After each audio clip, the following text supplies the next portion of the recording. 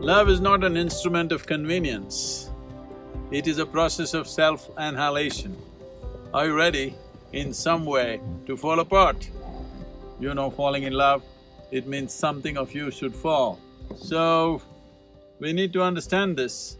If something larger than yourself need to happen to you, what you have made yourself to be, that is your creation, should fall apart. Only then something of the Creator's creation will touch you. To be in love means just that it is not about your thought and emotion. A dimension beyond you has become a part of you. If it matures, it becomes devotion. If it further matures, it leads to dissolution. So, may you be blessed with this possibility that something beyond you happens to you.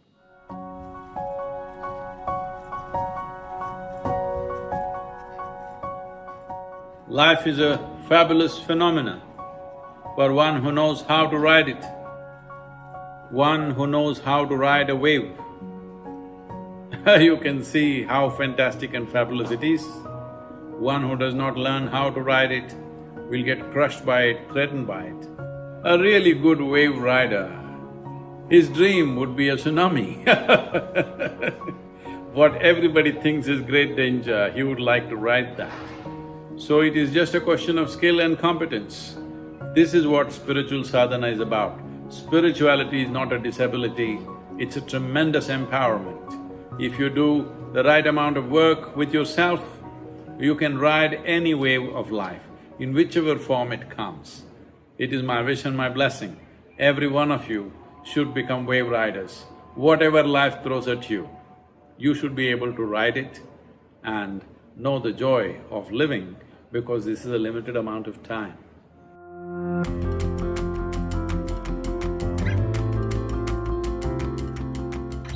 Anger is not action, it's just a reaction. In a state of reaction, you naturally are in a state of enslavement. We need to understand this. When something other than the deepest core of yourself determines what you do and how you are, that's enslavement. Well, anger is a sure way of being enslaved, but a whole lot of people think anger is a kind of empowerment. Yes, if you have donkeys around you, you might have produced some results with anger, but you tried every day. After some time, nobody will be around you.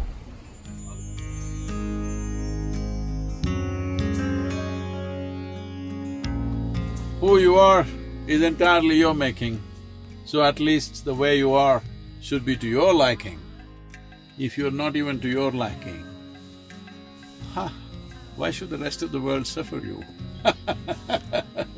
This one thing you must do, this is a fundamental responsibility, and this is something that you deserve, that you must be to your liking. That means, at least when you're alone, you are well.